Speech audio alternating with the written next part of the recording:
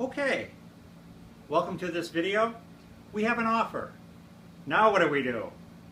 Okay, everybody's excited. We have an offer. Yay. Is it a good offer? Is it a low ball? What is it? Can we get it up if it is a low ball?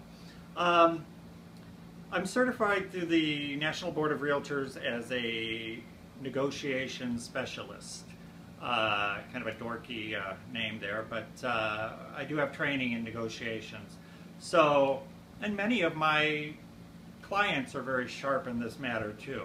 We work together, my clients and I, to decide how to respond to an offer. In a timely manner, we get back to the potential buyer with our response. And our response is going to be based on how good the offer is, how close it is to our asking price. It's also going to be based on how qualified they are. We need to know that they are qualified. So things like their earnest money will matter, but not as much as their pre-approval letter. What I'm looking for is a strong pre-approval letter. I like to see the potential buyer as being qualified in writing through a lender, through a pre-qualification letter that they will submit to us with the offer or shortly after the offer, saying how much the potential buyer is qualified to spend on a property. The more that is, the less chance there'll be of everything falling apart before closing.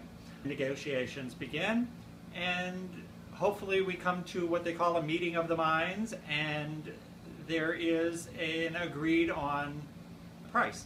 There's more to an offer than a price, of course. There's also closing time. Most properties will close in 45 days. The underwriting process takes a while. The appraisal, the termite inspection, things like this. Mainly the appraisal and the title company investigating the title to see if there's any liens on the property or anything is blocking the property, the ownership of the property to be able to transfer to a new buyer. So the attorneys work on that, and I work with some great attorneys, and I'm happy to refer an attorney if you need it. Happy to refer many type of helpers. That's it. So we have the offer. We've accepted the offer. We move to getting ready to close. So getting ready to close, what's that about? Well, that's documents going back and forth, mainly on the buyer's side, because the lender is qualifying them. There's conditions to the loan. They have to submit W-2, they have to submit, gosh, all kinds of things. Bordering on even their firstborn, some people say. But there's a lot of documentation that buyers have to submit, and it takes a while. So there's a downtime when we won't be in a lot of conversation other than to update when there's something going on. You'll be updated by me. But during these 45 days, you're just getting ready to close, deciding where you're going, what you're doing with the possessions in the property, because the property needs to be vacant, usually, when you close.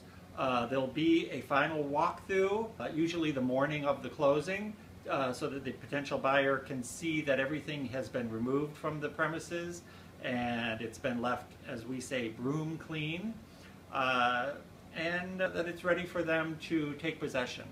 Then you and I, unless you've escrowed the closing, you and I would go to meet at the closing office, and papers are pushed around and signatures are put on paper, and your attorney is sitting on your right hand side just telling you, yes, it's okay to sign this, no, we need to talk about this a little more, and that'll be discussed possibly with the other attorney, and then your attorney will say, yes, go ahead and sign it now.